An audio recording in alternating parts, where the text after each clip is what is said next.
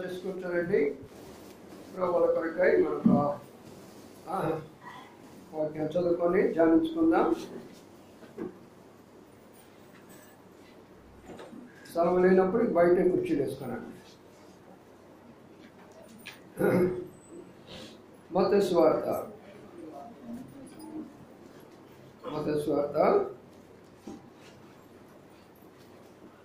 1వ అధ్యాయము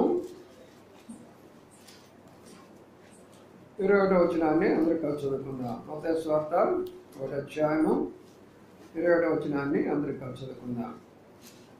ఆమె యొక్క కుమారుని కనడం తన ప్రజలను వారి పాపలను రక్షించిన కనుక ఆయనకు యేసు అని పేరు పెట్టారు. 22 కూడా ఇదిగో కన్యక గర్భవతి కుమారుని కనడం ఆయన ఇమ్మానుయేలు అని పేరు పెట్టారు. చాలు ప్రార్థన చేసుకుందాం. ప్రేమల మా ప్రభు తండ్రి, నమ్మకమైన మా దేవానికి నమస్కారాలు చెల్లించుకుంటున్నాం. ఈ యొక్క ఉదయకాల సమయంలో మరోసారి మా ప్రభా ఆరాధన కొరకై మీరు మాట్లాడిన శ్రేష్టమైన మాటలు బట్టి నమస్కారాలు. మా తండ్రి తిరిగి సమయంలో ప్రభువుల కొరకై కొన్ని హెచ్చరికలు మీరు మాకు దాచేయమని ప్రార్థిస్తున్నాం. మా ప్రభా రీతిగా ప్రభువుల కొరకు మనం సిద్ధపరచమని ప్రార్థన చేస్తున్నాం. అలాగే నన్ను కూడా జ్ఞాపకం చేసుకొని మీ శక్తితో నింపవలసిందిగా వేడుకుంటూ ఘనత మహిమ ప్రభావాలు ఆరోపించుకుంటూ యేసయ్య పరిశుద్ధ నామమున స్తుతించి ప్రార్థించి కనపరిచి వేడుకుంటున్నాం తండ్రి. ఆమేన్. రెండు సమయంలో ఒక మాట మనం అక్కడ చూసుకుందాం. ఉన్న మాట ఏంటంటే, మరి ఆమె యొక్క కుమారుని కనను తన ప్రజలను వారి పాపమును నేను రక్షించును కనుక ఆయనకు యేసు అని పేరు పెట్టబడును అనే మాట కనబడుతుంది. మరి డిసెంబర్ అంటే మనకేం గుర్తొస్తుంది? ఏమొస్తుంది? క్రిస్మస్ వస్తుంది కదా. అందుకనే 12 నెలల ప్రాముఖ్యత ఏందో చెప్తూ వచ్చాను. ఈ 12 నెల ఎందుకు దేవుడు ఏర్పాటు చేసుకున్నాడో ఆ విషయాలు మనం చూస్తూ వచ్చారు. ఆ ఏర్పాట్లో ఎవరెవరిని ఎలాగ ఏర్పాటు చేసుకున్నారో ఆ విషయాలను మనం 3వ వర్తమానం వింటూ వచ్చాము. ఇప్పుడు క్లుప్తంగా 2వ వర్తమానాన్ని వింటున్నాం. ప్రభువు యేసు క్రీస్తు వారు ఈ డిసెంబర్ నెలలో పుట్టారని చాలామంది అంటారు. మరి 25వ తారీఖు పుట్టారని మరికొందరు అంటారు. మరి ఏదేమైనప్పటికీ కూడా ఆయన పుట్టిన ఆయన జన్మము వాస్తవమే కదా. అందుకనే ఇప్పుడు దానిని గురించిన కొన్ని విషయాలు మనం జ్ఞాపకం చేసుకోబోతుంటున్నాం. ప్రభువు యేసు క్రీస్తు వారికి ఒక పేరు పెట్టబడింది. ఏమని పేరు పెట్టబడిందంట? యేసు అని పేరు పెట్టబడిందని. కాబట్టి ఇక్కడ మనం జ్ఞాపకం చేసుకునే మాట ఏంటంటే, యేసు ప్రభువారికి యేసు అని ఎందుకు పేరు పెట్టారు అని అక్కడ మనం గమనిస్తే, యేసు అంటే కింద ఏమంత చూడండి, రక్షకుడు అని అర్థం. రక్షకుడు అంటే ఆయన పేరు పెట్టలేరు. దేవునికి ఎవరు కూడా పేరు పెట్టలేరు, అది అసాధ్యమైనటువంటి విషయం. కానీ ఆయన రక్షిస్తున్నాడు కాబట్టి ఆ హెబ్రీ భాష ప్రకారం వాళ్ళు యేసు లేక జీసస్ అని పేరు పెట్టినారు. అందుకని ప్రియమైన సోదరి సోదరులారా, యేసు అనే ఎందుకు పేరు పెట్టబడింది అనేది మనం కొంత ఈరోజు ధ్యానిస్తూ పోతాం. ఈ క్రిస్మస్ దినాల్లో క్రిస్మస్ గురించి చెప్పుకోవాలనుకుంటే ఈ యొక్క నెలంతా కూడా సరిపోతాం. ఎన్నో విషయాలు ఉన్నాయి, అందులో ఒక్కొక్క విషయాన్ని మనం ధ్యానించుకుంటూ పోతాం. ఈరోజు మనం ఒక మాట చూస్తుంటున్నాం, యేసు అంటే ఆయన రక్షకుడు అనే అర్థం అన్నమాట. అసలు యేసు ప్రభువు రావాల్సిన పని ఏమొచ్చింది? ఆయన ఎందుకు ఈ లోకంలో జన్మించాడు, అది మనం మొట్టమొదటిగా నేర్చుకోవాలి. యేసు ప్రభువారు జన్మించక మునుపు ఎవరున్నారు లోకములు అంటే ఇశ్రాయేలు ప్రజలు ఉన్నారు. బాగా నెమ్మదిగా అర్థం చేసుకోండి. వారితో పాటు వారి సంబంధికులే విగ్రహారాధికులైపోయి అన్యజనులుగా పరిగణించబడ్డారు. ఒకవైపున ఇశ్రాయేలు జనాంగము, మరోవైపున అన్య జనాంగం. ఇప్పుడు వారి మధ్యలో ఎన్నో పోరాటాలు జరుగుతూ వచ్చినాయి. అటు అన్యులకి ఇటు ఇశ్రాయేలులకి జరుగుతూ వచ్చింది. దేవుడు తన వాగ్దానాన్ని అబ్రాహాముకి ఇచ్చాడు కాబట్టి, ఆ వాగ్దానాన్ని నెరవేర్చాలి కాబట్టి ఇశ్రాయేలు పక్షంగా ఉండి పోరాడుతూ అనేకులను ఆయన హతమారుస్తూ వచ్చాడు, అనేకులను చంపివేస్తూ వచ్చాడు, అనేకులను శిక్షిస్తూ వచ్చాడు. మరి అందుకనే ఆ విధానంలో ఎంతోమంది చనిపోతూ వచ్చారు కాబట్టి అది అలాగే కొనసాగుతూ వస్తే ఈ జనాంగం అంతా, అన్ని జనాంగం అంతా చనిపోవడమేనా, లేక ఇశ్రాయేలు జనాంగం అంతా కూడా చనిపోవడమేనా, వారు చనిపోయిన తర్వాత నరకానికి వెళ్ళడమేనా? ఇందుకేనైనా ప్రజలనే సృష్టించింది. అందుకని ఇప్పుడు ఆయన ఆలోచన మార్చుకొని ఒక విషయాన్ని చేయాలని అనుకున్నాడు. అదేంటంటే క్రొత్త నిబంధన. పాత నిబంధన కాలంలో ఎవరున్నారని చెప్పాను? ఇశ్రాయేలీలు ఒకవైపున, అన్యజనులు ఒకవైపున. అన్యజనులు అంటే ఎవరో కాదు, వారంతా కూడా బంధువులే మొత్తము కూడా. ఎవరైతే యెహోవా దేవునిని నమ్మకుండా మరి అనేకమైనటువంటి దేవతలను సృష్టించుకొని పూజ చేశారో వారందరూ కూడా అన్య జనాంగాలుగా ఉన్నారు. ఇప్పుడు వారు అలాగ చేసినందువలన వారిని నరకానికి పంపించాల్సిందే. అందుకని ఇశ్రాయేలు జనాంగంలో నుండి ఎవరైతే తిరుగుబాటు చేస్తున్నారో వారిని నరకం నుంచి పంపించాల్సిందేనని ఆ విధానంలో ఆయన న్యాయవంతుడుగా, నీతివంతుడుగా పాత నిబంధన కాలంలో ఆది కాండం నుండి మలాకి వరకు ఆయన ప్రయాణం చేస్తూ వచ్చాడు. అందుకనంతా శిక్షలే, అన్ని శిక్షలే, అన్ని మరణాలే, అన్నీ జరుగుతూ వచ్చినాయి. అందుకని ఇప్పుడు ఏం చేశారంటే ఇదంతా కూడా ఎన్ని సంవత్సరాలు జరిగిందంటే 4000 సంవత్సరాలు జరిగింది. నేను చెప్పినటువంటి యొక్క సమయం అంతా కూడా 4000 సంవత్సరాలు జరిగిన తర్వాత అప్పుడు దేవుడు ఒక ఆలోచన చేసుకొని ఈ ఆలోచన ప్రకారము ప్రజలకు మరొక విధానములో నేను వారిని రక్షించాలి, వారిని నేను కాపాడాలి, వారిని తిరిగి నా రాజ్యములోకి తీసుకొని రావాలి అనే ఉద్దేశంతో దేవుడు ఏం చేస్తారంటే ఆయన ప్రణాళికను మార్చుకొని క్రొత్త నిబంధన అనేటటువంటిది ప్రారంభించాడు. ఇప్పుడు పాత నిబంధనలో మరి ఇశ్రాయేలు అన్యులకు సంబంధించినటువంటిది, క్రొత్త నిబంధనలో అన్యులకు ఇశ్రాయేలుకు సంబంధించినటువంటిదే. కానీ ఇప్పుడు మనమందరం కూడా అన్య జనాంగమే. ఇక్కడ ఉన్నటువంటి వారందరూ కూడా ఇశ్రాయేలు కాని వారందరూ కూడా అన్య జనాంగమే. కాబట్టి ఈ అన్య జనాంగాలందరము కలిసి ఇప్పుడు యేసు ప్రభు దగ్గరికి వచ్చి ఆరాధన చేసేము అంటే అది క్రొత్త నిబంధన యొక్క దయ, కృప, కనికరం. అందుకనే ప్రియులారా ఆయన ప్రణాళిక ఏమిటి అంటే అదే మనం చదువుకున్నాం. ఇదిగో కన్యల గర్భవతివై కుమారుని కనును, ఆయనకు ఇమ్మానుయేలును పేరు పెట్టును అనే మాట ఉంది. అంటే దీని అర్థం ఏంటంటే మరి పాత కాలంలో యెషయా గ్రంథంలో మన ప్రవక్తలు కూడా ప్రభు అనగా దేవుడు ఇలాగా జన్మించబోతున్నాడు అని ముందుగానే ప్రవచిస్తూ వచ్చాడు. ఒక కన్యకకు మరి గర్భాన ఒక కుమారుడు జన్మించబోతున్నాడు, మరి ఆయనకు ఇమ్మానుయేలుని పేరు పెట్టుతారు అంటారు. కన్య ఏంటి, గర్భం ఏంటి, కుమారుడు ఏంటి? ఇది ఆశ్చర్యం కదా. కన్యకు ఎలాగ పుడతారు? అందుకనే ఆయనకు పేరు పెట్టబడినటువంటి దానిలో ఆయన ఆశ్చర్యకరుడు అనే ఒక మాట ఉంటుంది. యెషయా గ్రంథం 9వ అధ్యాయంలో ఆశ్చర్యకరుడు అనే మాట ఉంటుంది. కాబట్టి ఆయన ఆశ్చర్యకరుడు కాబట్టి ఆయనకు పాపము అంటకూడదు కాబట్టి ఒక కన్యకను ఏర్పాటు చేసుకొని పరిశుద్ధాత్మ యొక్క శక్తి ద్వారా ఆయన భూలోకంలోకి వచ్చాడు. ఆయన ఇది ప్రియులారా బాగా అర్థం చేసుకోనండి. ఆయన కన్యకను కోరుకున్నాడు. ఆయన మరి వివాహమైనటువంటి స్త్రీలను కోరుకోలేదు. ఆయన పరిశుద్ధుడిగా ఉండాలి, ఆయన జన్మ పరిశుద్ధంగా ఉండాలి. అందుకని ఒక కన్యకను కోరుకున్నాడు. అందుకని ఈ విషయాలు వేద గ్రంథాల్లో రాయబడ్డాయి. మరి ఒక రహస్యం చెప్తాను, జాగ్రత్తగా గుర్తుంచుకోండి. ఇక్కడ ఎక్కువ మంది అన్ని జనాంగాలు ఉన్నారు కాబట్టి అన్యుల కొరకై మొట్టమొదటిగా వేదాలే రాయబడ్డాయి. వేదాల ప్రకారము యెహోవా దేవుడు, యేసుక్రీస్తు వారు రెండూ కరెక్టే. ఎందుకంటే వేదాల్లో యజ్ఞాన్ని గురించి రాయబడుతూ వచ్చింది, అదే వేదాల్లో ప్రభుని గురించి రాయబడుతూ వచ్చింది.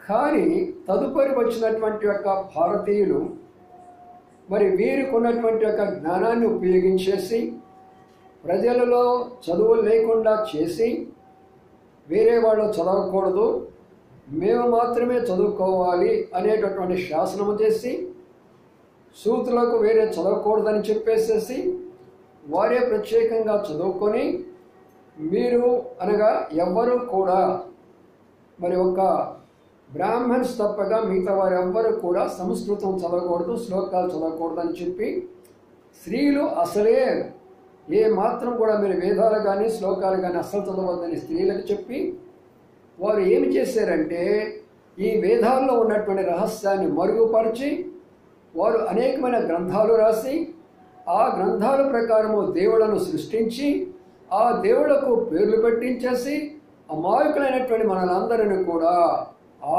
మార్గంలో నడిపించుకుంటూ పోతున్నారు. దాదాపుగా ఇప్పుడు 2000 సంవత్సరాల నుంచి.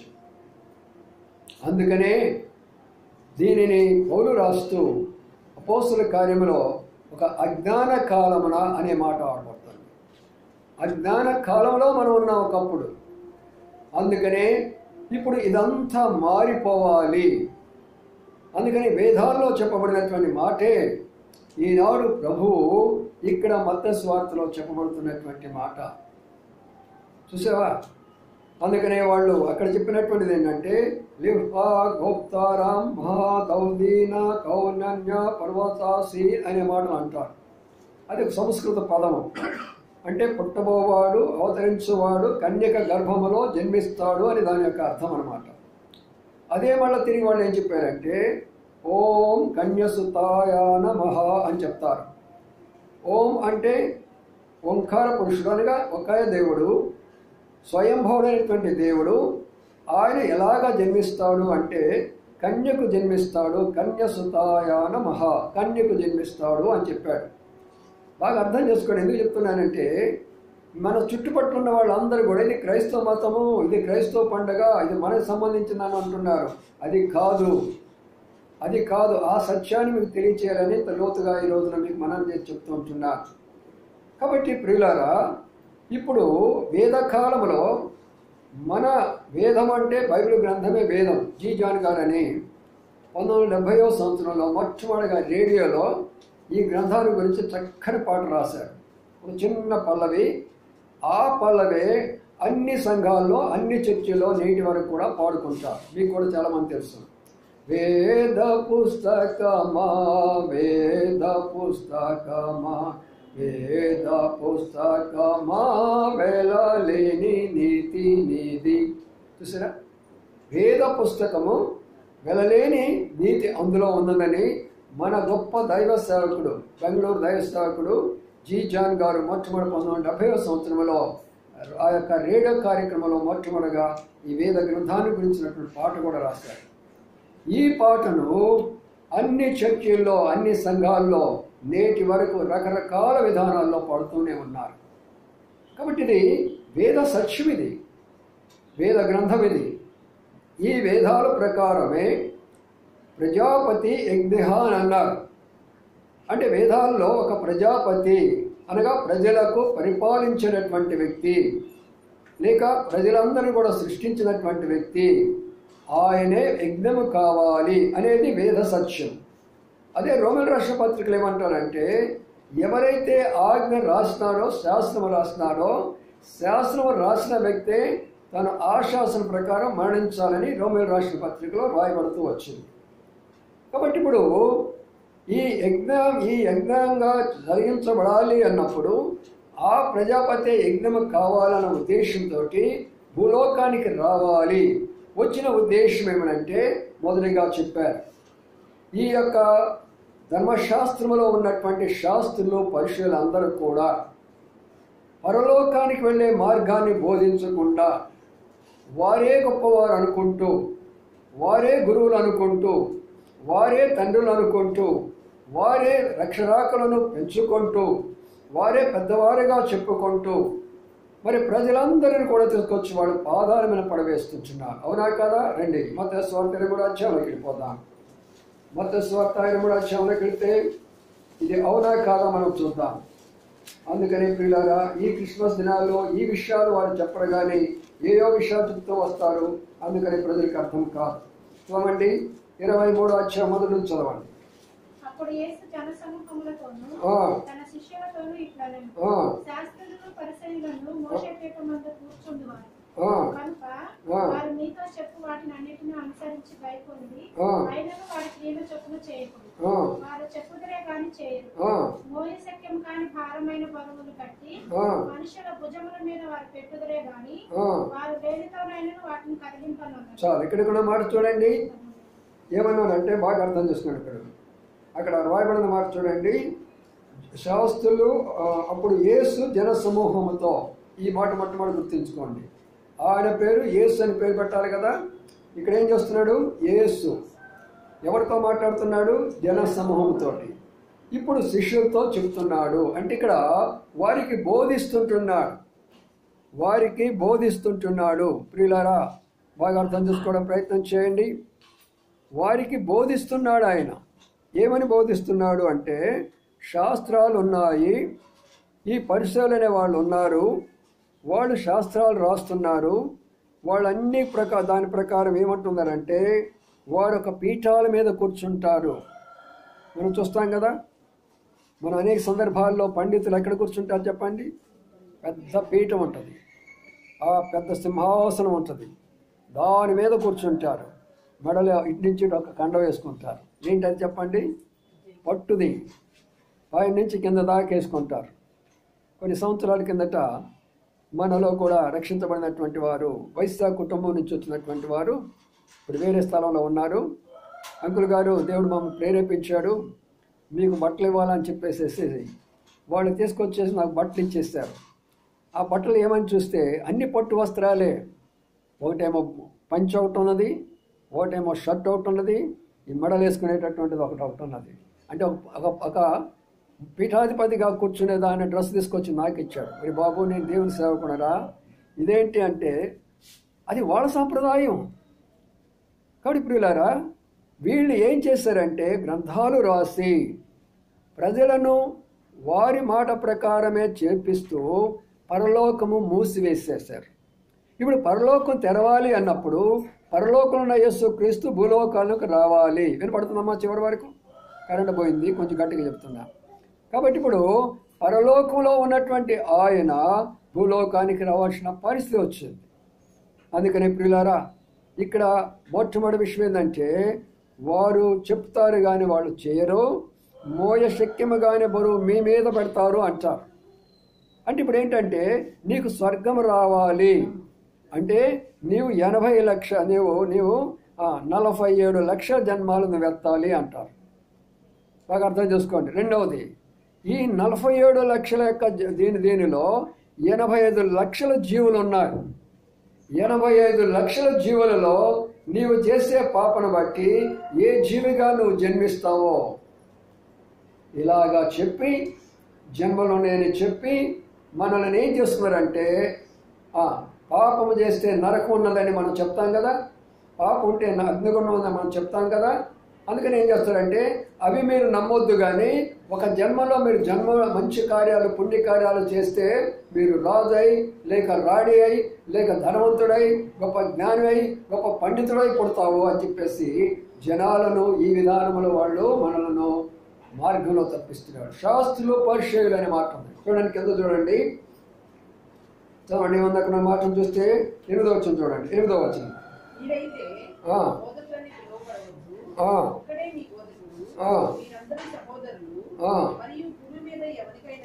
తండ్రి అని పేరు పెట్టవద్దు, ఒక్కడే మీ తండ్రి. ఇక్కడ చూడండి ఏమన్నారు, గురువులు గురువులు గురువులు అంటున్నారుగా, అంటున్నారా లేదా? ఆ గురువు అండి, ఈ గురువు అండి, ఆ గురువు. ఎంత అమాయకులైపోయినారంటే ఈనాడు భారతదేశం ఉన్న చాలా దుఃఖకరమైన విషయం. ఇంత అమాయకమైన భారతదేశము. అందుకని ఆనాడు మిషనరీస్ వచ్చి గంగానది దగ్గర ఉన్న వారి దగ్గరకు వచ్చేసి వారి జీవితాలను చూసి వారి ప్రాణాలు అర్పించి వీరను ఈ యొక్క క్రైస్తత్వాన్ని ఈ యొక్క భారతదేశంలో ప్రవేశపెట్టారు. ఎంత అమాయకులను చేశారంటే మనలను చదువుకున్న వారు కూడా ఈనాడు అంత అమాయకులను చేశారు. మేమే గురువులము అంటున్నారు. గురువు అంటే అర్థమేం తెలిసిన? గురువు అంటే చీకటిని తొలగించేవాడని గురువు అంటాడు. గు అంటే చీకటి, రు అంటే ఆత్మ, తొలగించినటువంటి ఆత్మ. గురువు అనగా చీకటిని తొలగించినటువంటి. ఈనాడు గురువులు ఎలాగా ఉన్నాడంటే చీకటిని తీసుకొచ్చి పెట్టే గురువులుగా ఉన్నారు. అందుకని ప్రియులారా, మీలో గురువులని పిలవద్దు అని చెప్పారు. ఎందుకు చెప్పాడంటే ఈ గురువులే ఈ యొక్క రకరకాల బోధలు చేసి ప్రజలను పరలోకానికి మూసివేస్తూ ప్రజలను రక్షణలోకి రాకుండా చేస్తున్నటువంటి గురువులు వీళ్ళే. అందుకొరకే ప్రభు రావాల్సి వచ్చింది. ఈ గురువులకు గురువుగా ఉండాలా, ఆయన జగద్గురువుగా ఉండాలా, జగత్ మొత్తానికి ఆయన ఒక్కడే గురువుగా ఉండాలా. అందుకనే ప్రియులారా, ఆయన గురువు, మీ గురువు ఒక్కడే, ఆయన యేసు క్రీస్తు ప్రభువు. రెండో మాట ఏమన్నాడు? మీరు తండ్రి అని పేరు పెట్టవద్దు, మీకు ఒక్కడే తండ్రి, ఆయన పరలోకములో ఉన్నాడు. ఇప్పుడు మనం రోమన్ కాథలిక్ చర్చికి పోయామనుకో, ఏమనాలి అక్కడ? వాళ్ళని father father father father father. ఇక్కడ ఏమంటున్నాడు బైబిల్? అరే ఫాదర్ అనిపించుకోకాకరా అంటే ఏమనిపించుకోవాలంట? పౌలు ఏమంటాడు? నేను ప్రభు యొక్క దాసుడును అంటాడు, ఆయన యొక్క సేవకుడును అంటారు. అది మర్చిపోయిన వారై ఇప్పుడు ఏమంటున్నారంటే ఫాదర్ ఫాదర్ ఫాదర్ అంటున్నారు. ఇప్పుడు ఈ దినాల్లో కొంతమంది వచ్చారు యవనస్తులు, వీళ్ళందరూ కూడా వయసు ఏమో 30-40 కూడా ఉండదు బోధకులకి. అందరి చేత అయ్యగారు అమ్మగారు అనిపించుకోవాలంట. వాళ్ళదే వాళ్ళ వయసే వేరే వాళ్ళని అమ్మగారు అయ్యగారు అనాలి. వాళ్ళు ఏమనిపించుకుంటున్నారు? మేము బోధకులు అని చెప్పేసేసి మమ్మల్ని అయ్యగారు అనండి, అమ్మగారు అనండి. సో వింటున్నారుగా, మీరు చూస్తున్న విషయాలు. అందుకని ప్రియులారా, వీళ్ళందరూ కలిసి దేవుని రాజ్యాన్ని మూసివేసేసారు. ఇంకో మాట ఏమో చూడండి, వాళ్ళు ఏమంటారంట? 5వ వచనం, 5వ వచనం. మనుషులకు కనపడు నిమిత్తము తమ పనులన్నీ చేయు, తమ రక్షరేకులు వెడల్పుగాను చెంగులు పెద్దవిగాను చేయు. చూసారా, చెంగులు దూరంగా వేసుకొని రక్షరేకులు పెద్దగా పెట్టుకొని జనాలందరికీ కనబడాలా. రండి, ఈరోజు కొబ్బరికాయ కొడుతున్నాను, పునరుద్ధానం ఇక్కడ చేస్తున్నాను, నేను ఒకటి స్టార్ట్ చేస్తున్నాను, రండి మీరు అందరూ కూడా. అర్ధరాత్రి వచ్చి మంత్రాలు చదువుతున్నారు, రండి మీరు అందరూ కూడా అక్కడికి, జనాలందరూ కూడా రండి. అంతకుముందు కాలంలో ఆ యొక్క మరి పూజారులు చాలా మంచివాళ్ళు, ఏదో రహస్యంగా వచ్చి ఇళ్లలో చేసుకుని పోయేవాళ్ళు. ఇప్పుడు పూజారులు ఎలాంటి వాళ్ళు కదండి, మైకులు పెట్టేలా జనాలందరూ పిలిపిస్తున్నాడు అందరు. చూసారా, ఇవన్నీ ఎక్కడ ఉన్నాయి? బైబిల్ గ్రంథంలో ఉన్నాయి. నేనేం వారి గురించి చెప్పడం కాదు, ఇవన్నీ బైబిల్ గ్రంథంలో ఉన్నాయి. అందుకనే ఇలాంటి వారందరూ కూడా వచ్చి ఈ ధర్మశాస్త్రాన్ని గురించి చెప్పుకుంటూ, లేక ఈ విధానాలన్నీ కూడా చెప్పుకుంటూ పరలోక రాజ్యాన్ని మూసివేస్తారట. 2-3 అధ్యాయంలో చూద్దాం. ఆ మాట నాకు మనం చదువుకుందాం. 14 చదవండి. 14.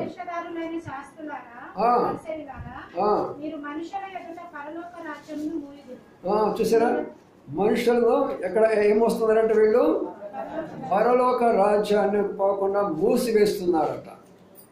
అందుకని ప్రజలందరూ అమాయకమైనటువంటి జనాంగం వెళ్ళి వాళ్ళ బోధలు విని, వాళ్ళ మంత్రాలు విని, వాళ్ళ శ్లోకాలు విని వాళ్ళందరూ కూడా అందులో బంధించబడిన వారుగా కనబడుతుంటున్నారు. ఎంత బాధకరమైన విషయం.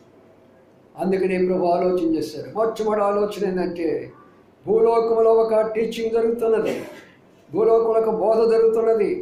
ప్రజలను పరలోకాన్ని గురించి బోధించేవారు లేరు, భూలోకంలో పరిశుద్ధత గురించి చెప్పేవారు లేరు, నీతిని యథార్థత గురించి చెప్పేవారు లేరు.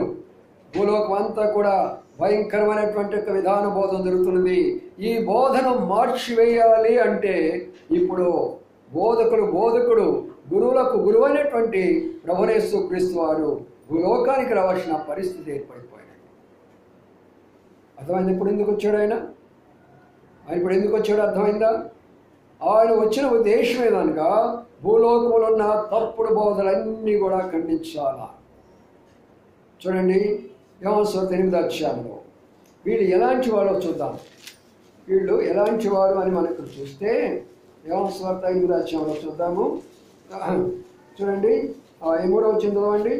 శాస్త్రులను పరిశీలును వ్యభిచారముందు పట్టబడిన యొక్క స్త్రీని తోడుకుని వచ్చి ఆమెను మధ్య నిలవబెట్టి 6వ వచనం ఆయన మీద నేరము మోపవలెను. ఆయన మీద నేరము మోపాలని. ఏమండి ఈ గురువులు ఎలాంటి వాళ్ళండి? మీరు ఆలోచన చేయండి. ఆయన మీద నేరం మోపాలట. మంచి బోధన చేసే వాళ్ళ మీద నేరం మోపాలట. ఆయన మీద నేరం మోపేటటువంటి వాళ్ళు ఆఖరికి నేరాలు మోపి మోపి మోపి ఆ శిలువ యొక్క మరణానికి వీళ్ళే కారకులు. ఈనాడు భారతదేశంలో ఈ పరిస్థితిలో కూడా ఉంది. అందుకని మనం భారంగా ప్రార్థన చేసుకోవాలా. చివరి దినాల్లోకి వచ్చాము కాబట్టి చాలా జాగ్రత్తగా ఉండాలి. అందుకని ఆ మాట చెప్తూ వచ్చాడు. వీళ్ళు పరలోకాన్ని మూసేస్తున్నారు, నిజమైన బోధ చేస్తుంటే ప్రభు మీద తప్పు పడుతూ ఉంటున్నారు. అందుకొరకే ప్రియులారా, ప్రభు వచ్చిన ఉద్దేశం ఏమనగా మొట్టమొదటిగా బోధన మార్చాలా. ఈ యొక్క లోకంలో జరుగుతున్నటువంటి బోధలన్నీ మార్చాలా. ఏ రకమైనటువంటి బోధలు జరుగుతున్నాయో, ఏ దేశంలో ఏ రకమైన బోధలు జరుగుతున్నాయో అలాంటి బోధలన్నీ మార్చివేసి నిజమైనటువంటి బోధకుడుగా కావాలని ఆయన భూలోకానికి వచ్చాడు. అందుకనే యేసు అనగా రక్షకుడు. రక్షకుడు అనగా తప్పుడు బోధల నుండి, తప్పుడు సిద్ధాంతాల నుండి, తప్పుడు వ్యాఖ్యానాల నుండి, తప్పుడు యొక్క గ్రంథాల నుండి ఆయన మనల్ని రక్షించేసి నిజమైనటువంటి గ్రంథాన్ని మనకు బోధించేదాని కొరకు ఆయన లోకానికి వచ్చాడు. క్రిస్మస్ వచ్చింది, బెలమన్నం అనుకుందాం. క్రిస్మస్ వచ్చేసింది, కొత్త చీరలు కొనుక్కుందాం. క్రిస్మస్ వచ్చేసింది, ఇంకేం చేద్దాం? పైన ఒకటి నక్షత్రం పెట్టుకుందాం, బంధువులందరూ పిలుచుకుందాం. ఒక్కసారి చదవండి క్రిస్మస్ ఎంత లోతుకుందో చదవండి బైబిల్లో. ఆయన ఎందుకు వచ్చాడు? ఆయన ఏ ఉద్దేశంతో వచ్చాడు? ఆయన ఇలాంటి బోధనలు వారి చేతిలో నుండి ఆయన విడిపించడానికి. చూడండి ఇంకో మాట అంటాడు. అదే మరి మత్తయి సువార్త 23లోకి వెళితే వాళ్ళ గురించి ఇంకో మాట చెప్తూ ఉంటున్నాడు. ఏమని చెప్తున్నాడు చూద్దాం రండి. మత్తయి సువార్త మాట మనం గమనించినట్లయితే 7వ అధ్యాయం, మత్తయి సువార్త 7వ అధ్యాయంలో ఒక మాట గమనించండి. ఒక మాటను మనం గమనిస్తే ఆయన అంటున్నాడు ఒక మాటను చూద్దాం. అది ఆయన ఏమంటున్నాడు? 5వ అధ్యాయంలో చూద్దాం. 20వ అధ్యాయం 5వ అధ్యాయం 20వ జాగ్రత్త సుమా. శాస్త్రుల నీతి కంటే, పరిశీల నీతి కంటే నీ నీతి ఎక్కువగా కాకపోతే నీవు పరలోక రాజ్యంలో ప్రవేశించవు. అంటే దాని అర్థం ఏంటి? వాళ్ళకు ఒక నీతి ఉంది. వాళ్ళు ఏమంటారు తెలుసా? మేము నీతి పరులు. ఎంత నీతి పరులు తెలుసా? మిమ్మల్ని ముట్టుకుంటే కూడా మాకు అపవిత్రం వస్తుంది. అంత నీతి పరులు వాళ్ళు. ఎంత నీతి పరులు తెలుసా? మేము ఏ మాత్రము కూడా నాన్ వెజ్ అసలు ముట్టుకోము. ఏ జంతువులు కానీ ఏది కూడా మేము ముట్టుకోము. అంత నీతిమంతులు మేము. ఒకసారి ఆలోచించండి, వాళ్ళ నీతి ఎలాంటి నీతి చూడండి. నా నీతి ఎంత అంటే, నా కాళ్ళ మీద నీవు నీళ్లు పోసుకొని ఆ నీళ్లు నీ నెత్తిన పోసుకుంటే నీకు స్వర్గం వస్తుంది. అంత నీతి నా నీతి ఉంది. శాస్త్రుల పరిశీలన అంటే ఎక్కడో లేరు బైబిల్ గ్రంథంలో. మరి ఇలాంటి వారి చేతిలో నుంచి విడిపించబడాలంటే ఎవరి వల్ల అవుతుంది? ఎవరి వల్ల అవుతుంది? వీళ్ళందరి చేతిలోంచి విడిపించబడి పరలోక రాజ్యంలోకి మనం వెళ్ళాలి అంటే ఎవరి వల్ల అవుతుందో ఒకసారి ఆలోచించేస్తాను. చూసారా, ఇంకా దౌర్భాగ్యమైన విషయం ఏంటంటే, చెప్పాలని కూడా బాధ కలుగుతూ ఉంటుంది. రాజులు మొదలుకొని సామాన్యమైనటువంటి వ్యక్తి కూడా వివాహం అయిన తర్వాత తన యొక్క భార్యను మొదటి రోజున వారి దగ్గరకు పంపిస్తే, శాస్త్రుల పరిశుల దగ్గరికి పంపిస్తే 33 కోట్ల దేవతలు వాళ్ళ యొక్క శరీరంలో ఉండి అమితమైనటువంటి ఆశీర్వాదాలు ఆ కుటుంబానికి వస్తాయి. ఈనాడు వాడు కూడా ఒరిస్సాలో జరుగుతున్నది ఆ సిద్ధాంతం. ఎంత భయంకరం అండి! ఎంత భయంకరము! అమాయకమైన రాజులు కూడా అలాగే వచ్చి ఒప్పుకున్నారు. వాళ్ళు అంత గొప్ప తెలివైనటువంటి వాళ్ళు. కాబట్టి వీళ్ళ చేతిలో సామాన్యమైనటువంటి తెలివి లేదండి. ఆ తెలివి ఎవరిదో తెలియదు. ఈ తెలివి ఎవరిదో? లూసిఫర్ యొక్క తెలివి. పడిపోయినటువంటి లూసిఫర్, వెలుగుదోత అయినటువంటి లూసిఫర్, ప్రకాశించినటువంటి లూసిఫర్, ప్రపంచాన్ని తన గుప్పిలో తీసుకొచ్చినటువంటి లూసిఫర్.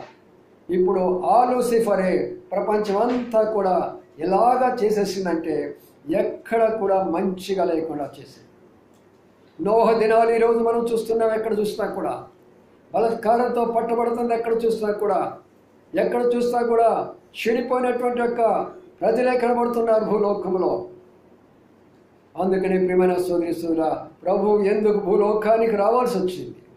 ఆయన ఎందుకు జన్మించవలసి వచ్చింది?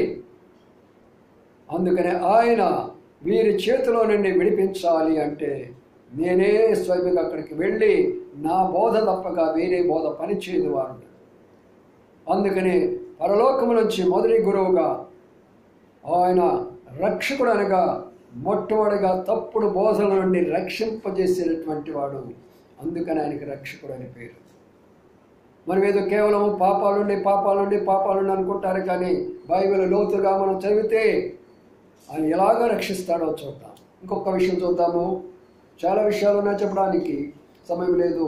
మత్తయి సువార్తలో చూద్దాం. అది మత్తయి సువార్త 8వ అధ్యాయం చూద్దాం. చూడండి, 2-3 వచనాలు చదవండి.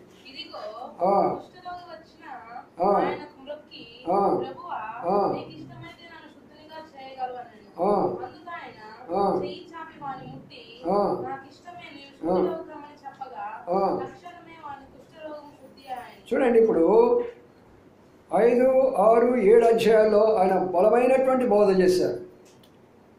ఈ 5, 6, 7 అధ్యాయాల్లో ఉన్నటువంటి ఒక బోధ ఒక వ్యక్తిని పరలోక రాజ్యానికి తీసుకుని వెళ్ళగలదు. బైబిల్ అంత అవసరం లేదు. 5, 6, 7 కానీ ఏ వ్యక్తి అయితే ఫాలో అవుతాడో బైబిల్ అంత అవసరం లేదు. ఆ వ్యక్తికి పరలోక రాజ్యంలో వెళతాడు. కానీ అన్నీ నేర్చుకోవాలో తెలుసుకోవాలి కాబట్టి మనం బైబిల్ ధ్యానించాలి. ఇప్పుడు బోధ అయిన తర్వాత ఆయన క్రిందకు వస్తున్నప్పుడు యేసు అనే పేరులో ఉన్న 2వ మాట చెప్తున్నాను. బోధ నుండి రక్షిస్తున్నటువంటి ఆయన క్రిందకు వస్తున్నప్పుడు మొట్టమొదటిగా ఎవరు కనపడుతున్నారంట? కుష్ఠరోగి, అంటరానివాడు, ముట్టుకోలేనటువంటి వాడు. ఆ దినాల్లో లేవియా కాండాన్ని మనం చదివితే యాజకులు ఏం చేస్తారంటే వారిని ఏం చేస్తారు? బహిరంగంగా వాళ్ళని బహిష్కరిస్తారు. వారు ఊళ్ళో ఉండడానికి వీలు లేదు. వాళ్ళని బహిష్కరించి బయటికి పంపించేసేస్తారు. ఎవరు కూడా ఎట్టి పరిస్థితుల్లో కూడా అడుగు ఊరిలో పెట్టడానికి వీలు లేదు. అలాంటి శాసనాలు చేశారు అప్పుడు యాజకులు. లేవియా కాండంలో ఉన్నటువంటి యాజకుల గురించి నేను చెప్తున్నాను. అంత భయంకరమైనటువంటిది కుష్ఠరోగం. ఎవరికైతే కుష్ఠరోగం వచ్చిందో ఎట్టి పరిస్థితుల్లో కూడా మీరు అడుగు పెట్టడానికి వీలు లేదు. గ్రామంలో అడుగు పెట్టడానికి వీలు లేదు. నీ ఇంటిలో అడుగు పెట్టడానికి వీలు లేదు. దేవాలయంలో కూడా నువ్వు అడుగు పెట్టడానికి వీలు లేదు. ఎంత భయంకరమండి! ఎంత భయంకరము! తన సొంత ఇంటిలోనే ఉండడానికి వీలు లేకుండా పోయింది. తన గ్రామంలో ఉండడానికి వీలు లేకుండా పోయింది. దేవుని యొక్క ఆలయంలో కూడా అడుగు పెట్టడానికి వీలు లేకుండా పోయినటువంటి వ్యక్తిని ఈ లోకంలో ఉన్నటువంటి శాస్త్రులు, పరిసరులు, లేవీలనే యాజకులు వారిని ఇంత భయంకరంగా చేస్తే ప్రభువు, లోకరక్షకుడు యేసయ్య, యేసు అనే రక్షకుడు అక్కడికి వస్తున్నాడు. అయ్యా, నీ చిత్తమైతే, నీకు ఇష్టమైతే నన్ను శుద్ధునిగా చెయ్యయ్యా. నాలాంటోడైతే భయపడి అరే బాబు ముట్టుకుంటే ఏడో నాకు వస్తుందని పరిగెత్తేవాడినేమో. కానీ ప్రభు ఏం చేశాడు? నాకు ఇష్టమని చెప్పడం లేదు ప్రియులారా. ఏం చేశాడు తెలుసా? ఆయన చేతితోటి ముట్టుకున్నాడు. నోటి మాటతో ఆయన స్వస్థపరచగలడు. నోటి మాట ద్వారా 2000 దయ్యాలు అలగొట్టాడు. నోటి మాట ద్వారా తుఫాను అలగొట్టేశాడు. నోటి మాట ద్వారా అనేకమైనటువంటి అద్భుతాలు చేశాడు. అది చేయగలడు. కానీ ఇక్కడ ఉన్న రహస్యం ఏంటంటే అంటరాని వాళ్ళను దగ్గరికి తీసుకుంటున్నాడు. అది రహస్యము. ఈ లోకంలో అంటరాని వారిగా ఉన్నారే. మీకు తెలియదు, చాలామందికి ఒకనొకప్పుడు భారతదేశం యొక్క మొదటి పరిస్థితి అంటే, ఈ అంటరాని వాళ్ళారా, మీరు కానీ వెళ్ళేటప్పుడు, ఒక మార్గంలో వెళ్ళేటప్పుడు మీరు ఉమ్మి వేయకూడదు కాబట్టి మెడకు తపాళ కూడా కట్టుకొని అందులో ఊసుకోండి మీరు. అనగా మీ ఉమ్మి పడకూడదు భూమి మీద. వెనక మీరేం చేస్తారంటే మొలత్రాడుకు ఒక చీపురు కట్టుకోండి. ఎందుకంటే మీరు నడిచినటువంటి యొక్క దారి అపవిత్రమైపోతుంది, అది శుభ్రంగా చిమ్ముకొని రావాలా. ఇంత దారుణాతి దారుణమైనటువంటి దేశంలో మనం ఉన్నామండి. ప్రభు యొక్క జన్మ సామాన్యమైన విషయం కాదు. అందుకనే ప్రియమైన సోదరి సోదరులారా, ఇలాంటి ఇంటిలో నుంచి బహిష్కరించబడ్డాడు, భయంకరంగా ఊర్లో నుంచి బహిష్కరించబడ్డాడు, అనాథైపోయినాడు, ఎవరు ముట్టుకోలేని పరిస్థితుల్లో కన్నీరు కార్చుకుంటున్నాడు, కొండలో తిరుగుతున్నాడు.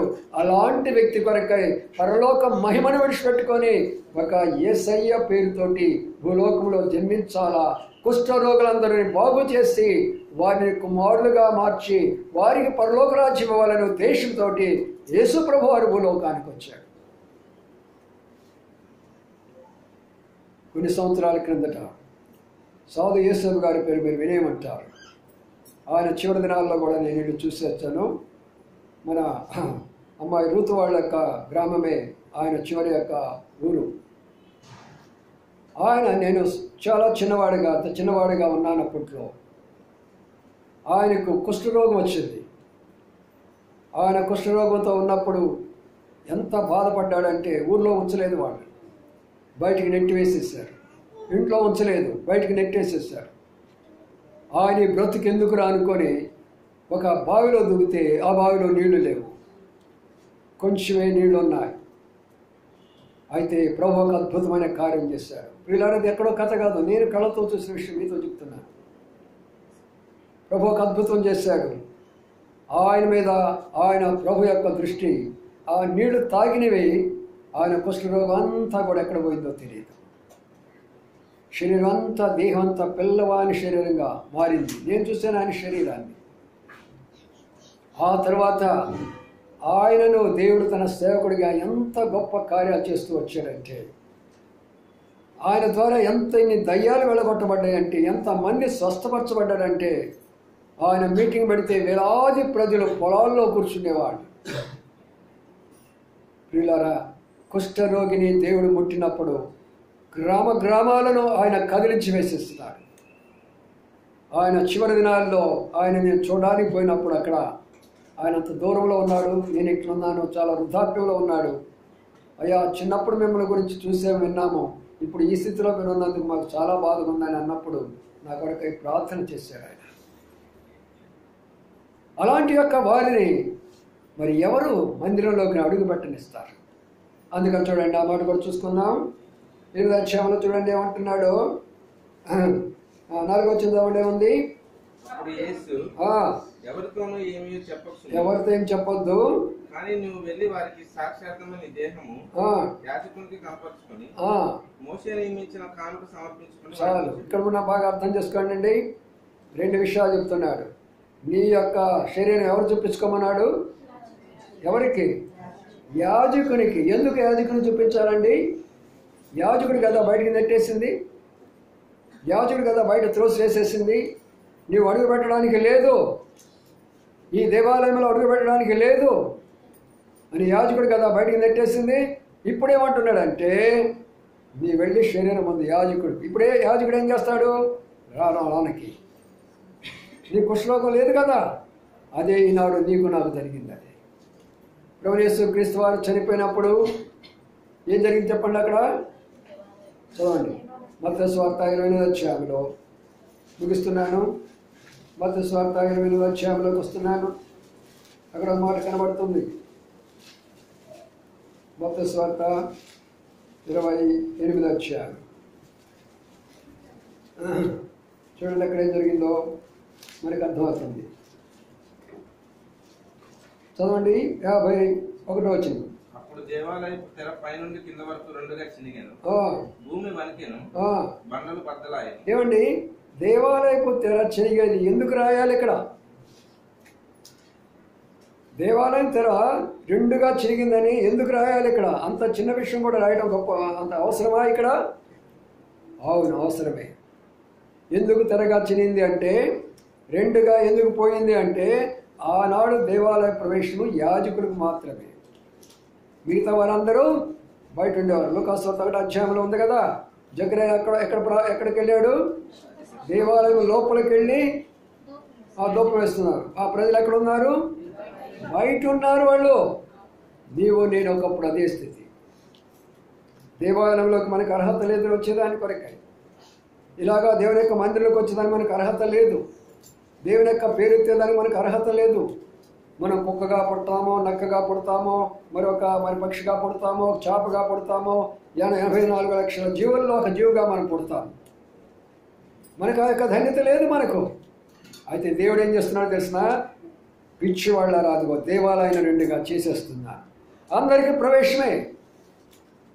కులము లేదు, మతము లేదు, జాతి లేదు, చదువుకున్నారా చదవలేదా, ఈ దేశమా ఆ దేశమా, ఆ భాష ఈ భాష, ఆ వయసా ఈ వయసా, ఏ జ్ఞానం కూడా అవతలన్నీ కూడా కొట్టివేసేసాడు. దేవాలయాన్ని రెండుగా చించేశాడు. అందరికీ ప్రవేశం ఇచ్చాడు. అందుకొరకు ఈనాడు అదిగో ఆ దేవాలయంలో ఉన్నారు. ఆ రొట్టెది. అందుకనే ప్రియమైన సోదరి సోదరులారా, ప్రభువైన యేసు క్రీస్తు వారు ఆయనకేం చెప్పాడంటే, నీ దేహాన్ని యాజకుడు చూపించి మోషే కానుక చేస్తాడు. ఎందుకంటే ఈ దినాల్లో మనం చూస్తున్నా, స్వస్థత జరిగితే ₹1000 ఇవ్వండి. క్రైస్తవులు కూడా వారి దేవాలయంలో వారికి. మనం అనుకుంటాం కదా, ఇప్పుడు అనుకుంటాం, అయ్యా నీకు మొక్కున్నాను అయ్యా, నాకు ఈ రోగం పోతే నీ ఉండిలో తీసుకొచ్చి నిలుదోపుడు నీకు వేసేస్తా, నా బంగారం అంతా నీకు వేసేస్తా, నా వెండంతా నీకు వేస్తా. అవునా కదా? అంటావా లేదా? ఈనాడు క్రైస్తవ లోకంలో కూడా అలాగే వచ్చేసింది. నీవు స్వస్థపడ్డావు కదా, 10,000 నీకు ఇస్తానయ్యా, నాకు ఫలానా జరిగింది, నీకు 50,000 నేను ఇస్తానయ్యా. దేవుడు డబ్బు కొరకు కాదు, మోషించిన కానుకేసుకో చాలు. ఈ మోసాలన్నీ కొట్టివేసేదాని కొరకు యేసుప్రభువు రావాల్సి వచ్చింది. ఎంతమంది జనాలను మోసం చేసి ఆ మోసంతో వారి డబ్బును, వారి బంగారాన్ని, వారి వెండిని, వారి ఆస్తులను తీసుకెళ్ళి దేవుని పేరిట స్వాహా చేసుకుంటున్నారో, దేవుని పేరిట తింటూ కూర్చుంటున్నారో, వాటన్నిటిని కూడా కొట్టివేసేదాని కొరకాయి, వాటన్నిటి కూడా తొలగివేసేదాని కొరకాయి, ప్రజలను పరలోక రాజ్యం తెరిచేదాని కొరకాయి నేనే ఆ మార్గము. అందుకనే యేసు పేరుతోటి లోకానికి నేను వచ్చాను. యేసు అని పేరు ఎందుకు పెట్టబడిందంటే, నేను మిమ్మల్ని రక్షించడానికి వచ్చాను. యేసు అని ఎందుకు పేరు పెట్టబడంటే, ఎక్కడోనూ ఉన్నటువంటి వ్యక్తి, ఏదో ప్రాంతంలో కుష్ఠరోగిగా పాపరోగిగా పడున్న వ్యక్తికి నీకు దేవాలయం ప్రవేశం ఇచ్చేశాను. అందుకనే ఈ దేవాలయ ప్రవేశమే పరలోక ప్రవేశం కాబోతుంది మనకు. అందుకని నన్ను జ్ఞాపకం చేసుకోండి. ఈ యొక్క డిసెంబర్ నెలలో క్రిస్మస్ దినాల్లో యేసు పేరు ఎందుకు పెట్టారనే దానిలో కేవలము ఒక్క పాయింట్ మాత్రమే చెప్పగలిగిన. ఎన్నో ఉన్నాయి చెప్పుకోవాలనుకుంటే దైవ గ్రంథంలో. కానీ ప్రియులారా, మనం పరీక్షించుకుందాం. ప్రభువా, నా కొరకై ఎంత మోసపోయాను నేను. అనేక మంది బోధకులను ఎంత మోసం చేశారు. నా ధనాన్ని దోచుకున్నారు. నన్ను మందిరంలోకి అడుగు పెట్టనివ్వలేదు. నన్ను అంటరాని వారిగా చేశారు. నన్ను ఎంతో బాధలు పెట్టేశారు. అయ్యా, అయితే నీవైతే నా కొరకు వచ్చావు. ఈనాడు సంతోషంగా జీవంగల దేవుని సంఘములో చేర్చావు. జీవంగల దేవుని ఆలయంలో ఉంచావు. నన్ను పరిశుద్ధుల యొక్క ఆలయంలో ఉంచావు. నీతిమంతుల యొక్క ఆలయంలో ఉంచావు. యథార్థవంతుల ఆలయం ఉంచావు. అంతకన్నా భాగ్యం ఏంటయ్యా నాకు? అంతకన్నా ధన్యం ఏంటి ప్రభువా నాకు? కాబట్టి ప్రియులారా, ప్రభువును మనం జ్ఞాపకం చేసుకుందాం. ప్రభువు చేసినటువంటి కార్యాన్ని జ్ఞాపకం చేసుకుందాం. మనల్ని రక్షించడానికి వచ్చాడు, మనం రక్షించాడు. రక్షించడమే కాదు, ఆయన మన కుష్ఠరోగాన్ని, పాపరోగాన్ని తొలగించాడు. అంత మాత్రమే కాదు, ఆయన దేవాలయంలో మనకు ప్రవేశం ఇచ్చాడు. దేవుని యొక్క మందిరంలోకి మనం తీసుకొని వచ్చాడు. తప్పుడు బోధలు, గురువుల యొక్క బోధలు, పరలోకం మూసివేసినటువంటి బోధలు, అనేకమైనటువంటి భారాలు మన మీద పెట్టినటువంటి అన్నీ కూడా దేవుడు తొలగించేశాడు. అందుకని నన్ను జ్ఞాపకం చేసుకోనండి. ఇదే క్రిస్మస్ అంటే. ఇందుకే నేను ఈ లోకానికి వచ్చినటువంటి దేశం. కాబట్టి ఈ మాటలు విన్న మనం అందరం కూడా కొంత సమయాన్ని ఇంకా నీవు నీ కొరకే లోకరక్షకుడికి వచ్చాడని నిన్ను రక్షించడానికి వచ్చాడు, అది మర్చిపోతున్నావు నేను. ఒకసారి జ్ఞాపకం చేసుకో, ఇంకా 6 అంతల రక్షణ ఉన్నది బైబిల్ గ్రంథంలో సమయంలో చెప్పేదాని కొరకే. నిన్ను రక్షించడానికి వచ్చాడు, నీ పాపా నుంచి రక్షించడానికి వచ్చాడు, దుర్బోధల నుండి నిన్ను రక్షించడానికి వచ్చాడు ఆయన. పరలోక ప్రవేశం నీకు ఇచ్చడానికి వచ్చాడు ఆయన. ఆయనకు యేసు అని పేరు పెట్టబడింది. ఆ యేసు అనేటటువంటి దానిలోనే ఉన్న రహస్యాన్ని మనం ఇప్పుడు చూస్తూ వచ్చాం. రండి ప్రార్థన చేసుకుందాం. ప్రతి ఒక్కరు కూడా మోకాళ్ళ వెనక రండి, కళ్ళు మూసుకోనండి, హృదయాలను పరిశీలన చేసుకుందాం. 11 మాసాలు గతించిపోయినవి. 12వ మాసంలో ప్రభు ప్రవేశపెట్టాడు. ఆ 12 మాసం యొక్క ప్రాముఖ్యతను ఆరాధనలో ప్రభు అంతా మాట్లాడుతూ వచ్చాడు. తిరిగి ఇప్పుడు ఆయన ఈ పేరు యేసు పేరు ఎందుకు పేరు పెట్టబడిందో ఆ విషయాన్ని ప్రభు అంతా మాట్లాడుతూ వచ్చాడు. మనం పరీక్షించుకుందాం. ప్రభు నాకింత నా కొరకే ఇంతగా పరలోకాన్ని విడిచిపెట్టాల్సి వచ్చిందా? నా కొరకే దేవదత్తుల మహిమను విడిచిపెట్టుకున్నావా? నన్ను ఈ లోకం అంటవాణిగా చేశాడు, అనేక విధాలుగా నన్ను దూరపరిచాడు, నీ మందిరంలో అలా ప్రవేశం లేకుండా చేశాడు. ప్రభా నన్ను ఒకసారి జ్ఞాపకం చేసుకోయా.